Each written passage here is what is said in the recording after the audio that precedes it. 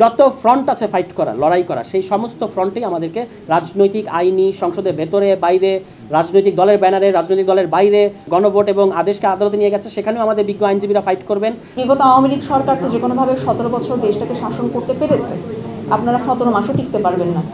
তো আমি আবারও আপনাদের প্রতি আহ্বান জানাচ্ছি, এখনও সময় আছে, ইটস নট টু লেট।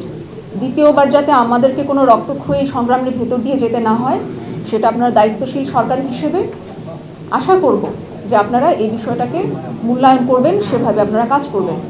যত ফ্রন্ট আছে ফাইট করা, লড়াই করা, সেই সমস্ত ফ্রন্টেই আমাদেরকে রাজনৈতিক, আইনি, সংসদের ভেতরে বাইরে, রাজনৈতিক দলের ব্যানারে, রাজনৈতিক দলের বাইরে, গণভোট এবং আদেশকে আদালতে নিয়ে গেছে, সেখানেও আমাদের বিজ্ঞ আইনজীবীরা ফাইট করবেন।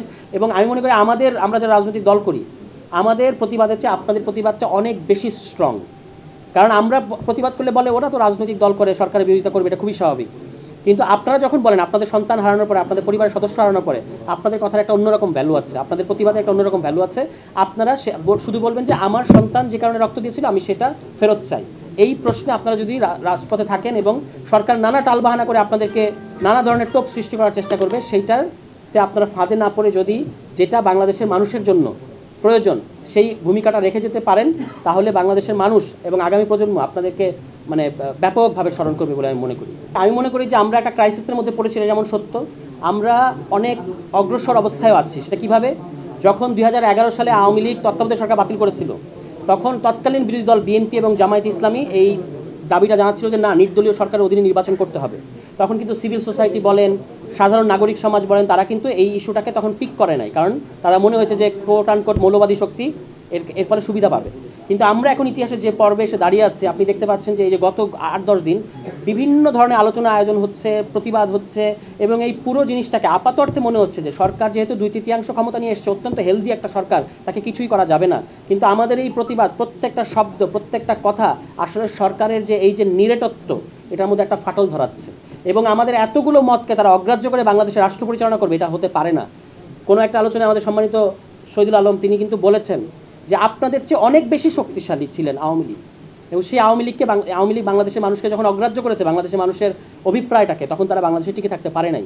ফলে যদি আপনি বাংলাদেশে টিকে থেকে রাজনীতি করতে চান, এটা বিএনপি কেন, যে কোনো রাজনৈতিক দল, আপনাকে গণরায়ের অধীন থাকতে হবে। এবং বিরোধী দল তার দায়িত্ব পালন করার চেষ্টা করছে, তাদের নিশ্চয়ই সীমাবদ্ধতা আছে, এবং তাদের আপনারা যদি মনে করেন সেখানে সমালোচনা করার কোনো বিষয় আছে, তাদেরকে আপনারা অবশ্যই করবেন। কিন্তু সরকার কিন্তু আমাদের মধ্যে দূরত্ব সৃষ্টি করতে চায়, আমরা যেন এই ফাঁদে না পড়ি। এবং তিনি বাংলাদেশকে যে কথাগুলো বলছেন, এত গোজামিল এবং এত বিভ্রান্তিতে ভরপুর ওনার কথাবার্তা, সালাউদ্দিন আহমদ, তিনি নাকি বাংলাদেশে এখন একমাত্র সংবিধান বিশেষজ্ঞ। তো এটা আসলে ওনার সংবিধান বিশেষজ্ঞতা না, এটা ওনার বিশেষজ্ঞ জ্ঞান না, এটা হচ্ছে ক্ষমতা। 43 মিনিট কথা বলতে পারলে আপনি যা খুশি তাই কথা বলতে পারবেন। ফলে আপনি ওই স্ট্র্যাটেজিক সুবিধাটা ব্যবহার করছেন। 43 মিনিট কথা বলার মানে হচ্ছে প্রত্যেক মিনিটে বাংলাদেশের জনগণের 2 লক্ষ টাকা খরচ হচ্ছে অন্তত। তাহলে 43 মিনিটে কত খরচ হচ্ছে?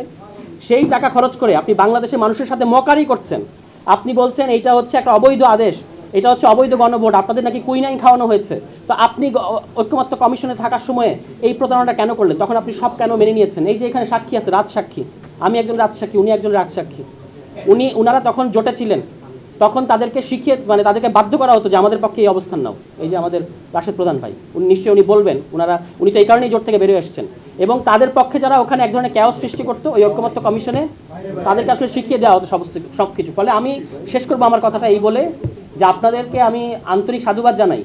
কোন রাজনৈতিক দল বেঈমান, কোন রাজনৈতিক দল গাদ্দার, এগুলো নিয়ে আমাদের চিন্তা করে লাভ নাই।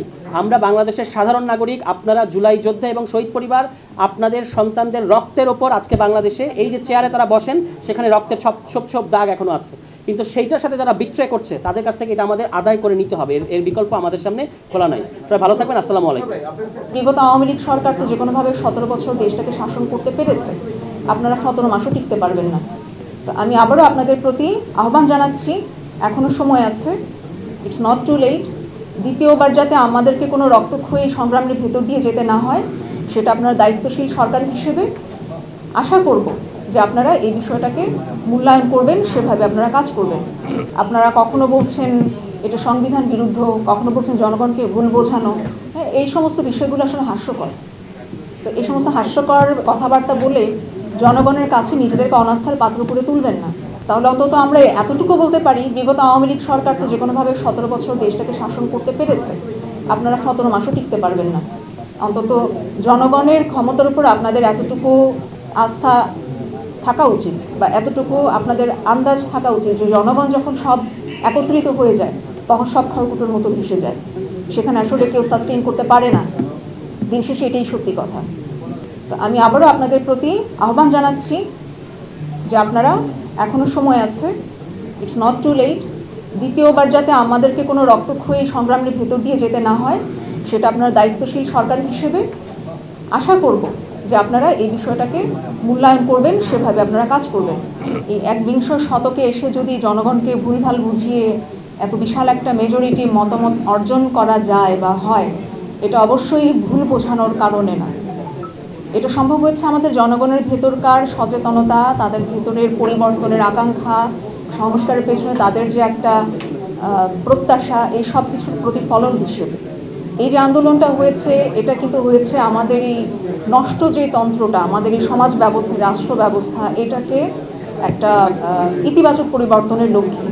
যে সরকার যদি আমাদের এই মনোভাবকে বা আমাদের মতামতকে গুরুত্ব না দেয়, তাহলে আমরা কঠোর কর্মসূচি দিতে বাধ্য হব। তো আমরা এখনো কিন্তু আমাদের সেই মতে এখনো স্থির আছি, কিন্তু তারপরও আমরা আশাবাদী, আমরা আরো দেখতে চাই, আমরা দেখছি।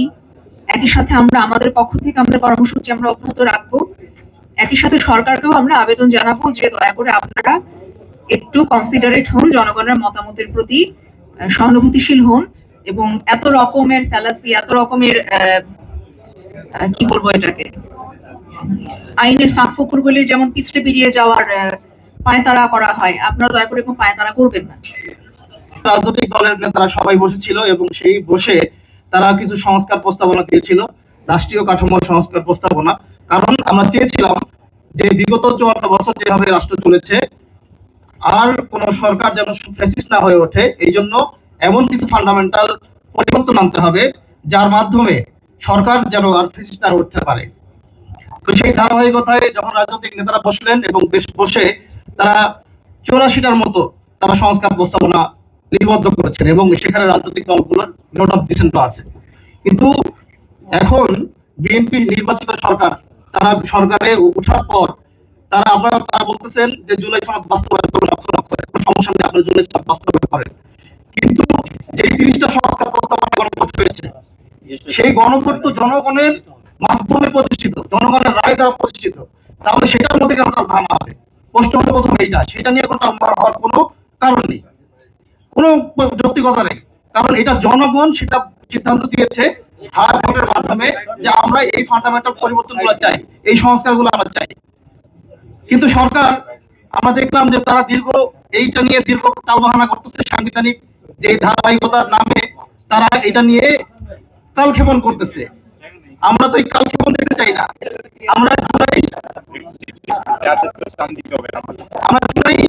যে গণঅভ্যুত্থানের রাজপথে নেমেছিলাম, সেটার মূল উদ্দেশ্য ছিল যে আর কোন সরকার যেন ফ্যাসিস্ট না উঠতে পারে। কিন্তু বর্তমান সরকার আবার ফ্যাসিস্ট হয়ে ওঠার যে ফান্ডামেন্টাল বিষয়গুলো, সেগুলো সংবিধানে রেখেই সে 72 সংবিধানকে আবার টিকিয়ে রাখতে পায়তারা করতেছে, ষড়যন্ত্র করতেছে। এই ষড়যন্ত্রের বিরুদ্ধে আমাদের নাগরিক সমাজ, আলেম সমাজ থেকে শুরু করে সবাই রাজপথে নামতে হবে। প্রয়োজনে আবার জুলাই যদি নামিয়ে আবার যদি সেই ফান্ডামেন্টাল পরিবর্তন আনার প্রয়োজন পড়ে, আমাদের সবাই একতাবদ্ধ থাকতে হবে। কোনোভাবেই এই জনগণের ম্যান্ডেট প্রাপ্ত যেসব সংস্কার, সেগুলো আর কোনোভাবেই টালবাহানা করতে দেওয়া যাবে না। সাংবিধানিক ধারাবাহিকতা রক্ষার নামে এই টালবাহানা চলতে দেওয়া যাবে না। আমাদের কথা স্পষ্ট। আমরা মনে করি যে দেখতেছি ইদানিং ফেসবুক এবং রিলসের মাধ্যমে বিভিন্ন ধরনের ন্যারেটিভ নির্মাণ করা হচ্ছে। বলা হচ্ছে যে আল্লাহর আইন বাস্তবায়ন বেশি বড় নাকি জুলাই সনদ বাস্তবায়ন বেশি বড়। মানে জুলাই সনদ তো কোনো ইসলামী কোনো সংস্কার না। জুলাই সনদের বিষয় হলো যে ইনসাফ প্রতিষ্ঠার লড়াই, আমাদের ইনসাফ দরকার আছে। আমরা যদি ইনসাফকে প্রতিষ্ঠা করতে পারি, তাহলে ইসলামের 80% আমরা মনে করি যে প্রতিষ্ঠিত হয়ে যাবে। এরপর যখন ইনসাফটা প্রতিষ্ঠিত হবে, তখন আমরা প্রয়োজনে আমাদের জনগণ যদি চায়, তাহলে আমরা ইসলামের ধারা দিকে যাব। এটাই তো বাস্তবতা। কিন্তু কেন শুধু শুধু এই ইসলামের বিপক্ষে জুলাই সনদকে দাঁড় করিয়ে একটা ভিন্ন দিকে ঠেলে নেওয়ার পায়তারা চলতেছে, আমরা এটাও জানতে চাই। আমাদেরকে সবাইকে সতর্ক থাকতে হবে। কোনোভাবেই এজেন্সির ফাঁদে পা দিয়ে কোনোভাবেই জুলাই যেই গণভোট হয়েছে, সেই গণভোটের বিপক্ষে যারা ন্যারেটিভ নির্মাণ করতে চায় তাদের বিপক্ষে আমাদের সতর্ক থাকতে হবে। কোনোভাবেই আমরা জুলাই সনদকে বাস্তবায়নের ক্ষেত্রে কোনো ধরনের টালবাহানা আমরা দেখতে চাই না। প্রয়োজনে আবার জুলাই আসবে, আবার আমরা বলতে চাই যে আমরা যে বাংলাদেশের যে পতাকা, সেই পতাকায় যেই সবুজ চিহ্ন আছে সেই সবুজ হলো বাংলাদেশের গ্রামীণ প্রকৃতি, আর লাল যে অংশটুকু আছে সেটাকে আমরা মনে করি সেই আমাদের 71 থেকে নিয়ে এখন পর্যন্ত আমাদের ধারাবাহিক সংগ্রামের প্রতীক। আমরা এই বুকে হাত দিয়ে বলতে পারবো যে আমরা এই লাল যেই সংগ্রামের প্রতীক সেটা বারবার ফিরে আসুক। আমরা 71-কে ধারণ করি, আমরা 47-কে ধারণ করি, আমরা 24-কে ধারণ করি, কিন্তু আমরা কি চাই যে 71-এর মতো জনযুদ্ধ আবার বাংলাদেশে নেমে আসুক? আমরা কি চাই 24-এর মতো গণহত্যা আবার বাংলাদেশে নেমে আসুক? নেভার এগেইন, নেভার এগেইন শাপলা ম্যাসকার, নেভার এগেইন জুলাই গণহত্যা, নেভার এগেইন ম্যাস কিলিং, কোনোভাবেই আর বাংলাদেশে চাই না। আর্জেন্টিনায় একটা কমিশন হয়েছিল নেভার এগেইন, সেই কমিশনের উদ্দেশ্য ছিল যাতে আর্জেন্টিনার মধ্যে কোনো ধরনের রক্তক্ষয়ী সংঘাত না হয়। আমাদের জনগণের বিরুদ্ধে গিয়ে রক্তক্ষয়ী সংঘাত আমরা আর চাই না। সুতরাং আপনারা যদি জুলাই নেমে আসে এবং সেটার মধ্য দিয়ে যদি আবার রক্তপাতের রাজনীতি শুরু হয়, তাহলে এটার জন্য সরকারকে দায়ী দিতে হবে। সরকার কোনোভাবেই টালবাহানা করতে পারবে না। যদি আর একটা মানুষের রক্ত ঝরে তাহলে সেটার জন্য সরকারকে দায়ভার নিতে হবে। এই সরকারের জবাবদিহিতা আমাদের নিশ্চিত করতে হবে, কারণ আমরা ভোট দিয়ে তাদেরকে নির্বাচিত করেছি, গণভোটের মাধ্যমে আমরা সংস্কার প্রস্তাবনা দিয়ে আমরা সেটার মেহনত প্রাপ্ত করেছি। সবাইকে ধন্যবাদ। আসসালামু আলাইকুম।